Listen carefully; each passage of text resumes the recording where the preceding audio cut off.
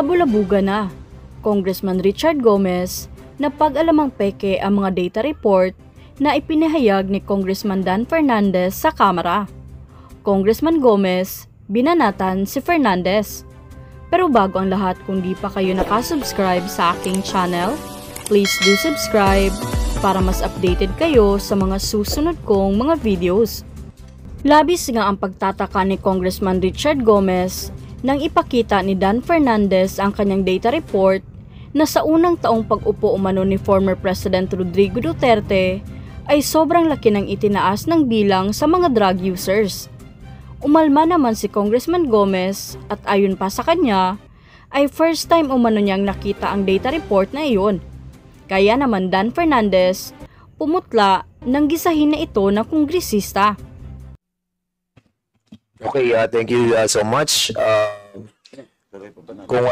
Kasi hanggang 12:30 lang po talaga tayo. But, meron kasi nga, kaya ko ba bakit tayo hanggang 12:30 lang daw eh. But, sa iyo, dagok muna. I would just like, Mr. Chair, to move that in the next hearing, we will invite Representative Pampao, no?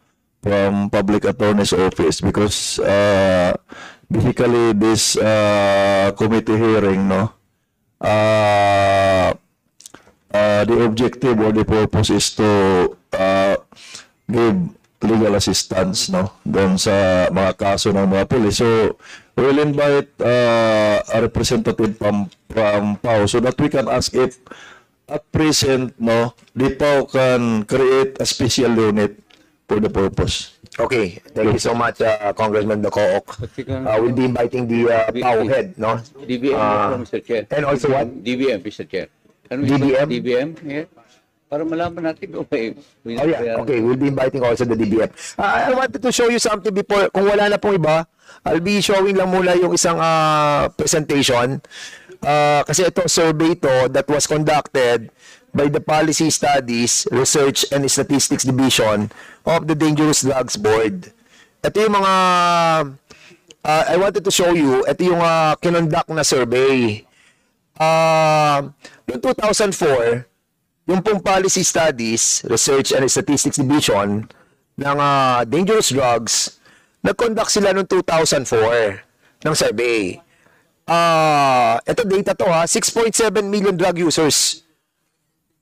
Noong 2008, the same survey that they conducted, bumaba yung ating drug users, naging 1.7 million drug users na lang.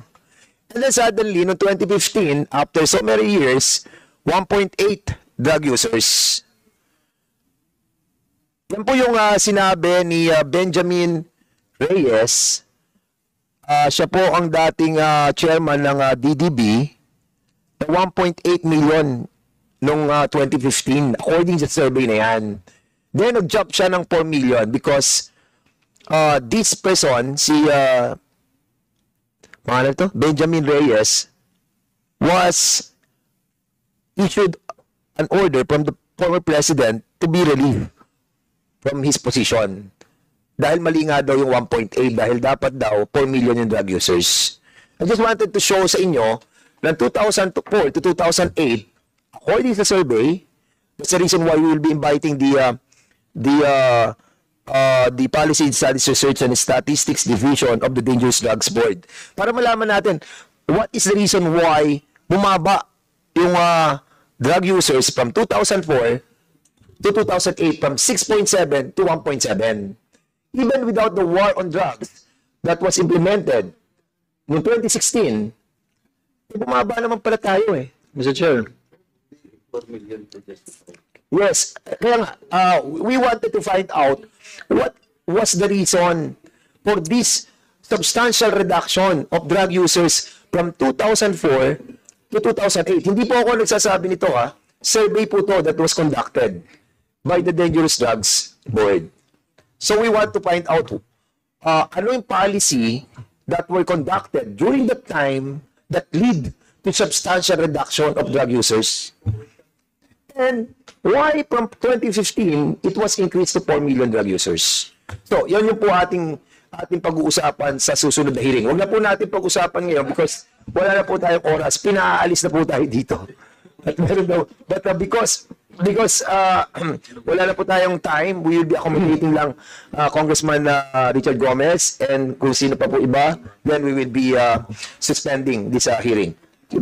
Congressman Richard Gomez, please. Thank you, Mr. Chair. Actually, ngayon ko lang nakita itong data na ito. But initially, ang aking impression dito, Mr. Chair, there is a big possibility that during the time of 2008 and between 2008 and 2015, baka hindi intensified ang pag-raid sa case ng mga drugs. Because in 2016, when the President Duterte sat, there was a strict order na magkaroon ng fight against drugs. So na-intensify yung laban sa drugs, kaya maraming nare-report ng mga cases, kaya tumaas ito. And that's the reason, if I remember right, Mr. Chair, I don't know if that was during the inaugural SONA ni President Duterte or one of his press conferences. Sinabi niya na the reason na gusto niyang gawin tong fight against drugs is because the Philippines is already becoming a narco state. Or parang sinabi niya, we are already in a state of narcotics. Parang it's something to that effect. That is why na-intensify yung fight against drugs. And that is isusupport na ako yung sinabi ni General Fajardo na during the time na COP siya, hindi ko alam kung LC tayo nun chairman, talagang yung mga police, inutusan talaga na mag-intensify sa laban sa drugs. And siguro that's the reason kung bakit mataas yung reporting ng year 2016 na umabot siya ng 4 million. Yes. Yun ang ating pong pag-uusapan sa next hearing, no?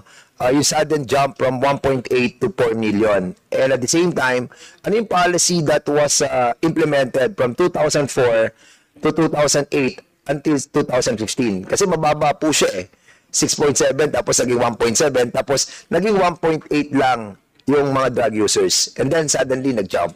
So yun po tayo sa next hearing. Mr. Chair, quick. Okay, Congressman Luis. May I just suggest that we invite the focal person of whoever conducted this survey? Yes, So we will hear what parameters they considered in conducting and coming out with those figures. andito po siya sa PSRSD conducts nationwide household survey. We will be inviting this group. No, under din siya ng dangerous drugs yung survey na yon i-ano natin, i-confirm natin tong validate natin tong nakita natin report sa kanila. Ako, I was really also shocked, no? Sabi ko, bakit? From 2004, 6.7 million drug users, biglang bumaba siya, naging 1.7. Mr. Chair, Yes, Congressman Labato. drug users lang ba yan o drug pusher? Drug users. Ito may liwanag, Chairman Abante. The board has already conducted 2 nationwide surveys under the Public Act 9165 in 2004, which resulted with an estimated 6.7 million drug users, and in 2008, an estimated 1.7 million drug users, respectively, at the time those surveys were conducted. So, we need to invite them para malaman natin. Pero hindi pa kasama, Mr. Chair, yung drug pushers dyan. Drug users, nakalagay. Drug users lang. Yes. So, para ma-expound natin yung survey na ginawa nila, we'll be inviting them over and bring all those surveys they use para makita natin ano rin ang ginamit nilang parameters, why a sudden drop yung mga millions from 2004 to 2008 We need to find out. Mr. Chair, di ba yung Congressman Sito. Di ba pusher user din? Hindi natin. Anyway, kung wala na po tayo, Chairman Paraps. Before we suspend, Mr. Chairman, we may also invite the representative from PDEA and the Dangerous Drugs Board, Mr. Chairman. Okay, Mr. Chairman. So there's a motion to invite those personalities. Any second the motion? Duly seconded. Any objection? Second the motion. Can we invite the former PDEA Director General? Kasi mas marami nasasagot yun kaysa kay DG Lasso Kasi yung pag-uusapan natin yun during his time. Sino ba? Si Wilkins?